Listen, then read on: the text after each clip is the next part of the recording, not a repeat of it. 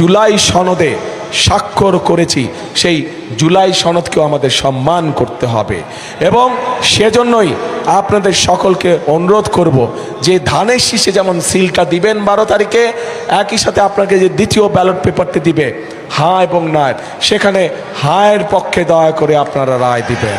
অনেকে বলছে শপথ নেওয়ার পরে নাকি দেখে নিবে, তাদেরকে আমরা সতর্ক করতে চাই, আপনারা শেখ হাসিনার পরিণতি থেকে শিক্ষা গ্রহণ করুন। সারা দেশে যেই নৈরাজ্য এবং জুলুমতন্ত্র আপনারা নির্বাচিত হওয়ার সাথে সাথে শুরু করেছেন, শপথ নেওয়ার আগেই শুরু করেছেন, সেটা অবিলম্বে বন্ধ করতে হবে।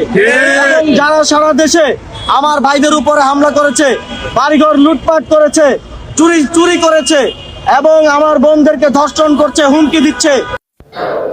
লন্ডন থেকে এসে তারেক জিয়া বললেন 71কে বাদ দিলে দেশের অস্তিত্ব থাকবে না, কিন্তু আপনি ভুলে যাবেন না 24 বাদ দিলে আপনার অস্তিত্ব লন্ডনে থাকতো, মোবাইলে মায়ের মুখ দেখতে হতো, লন্ডন থেকে এসে মায়ের জানাজায় আসতে পারতেন না।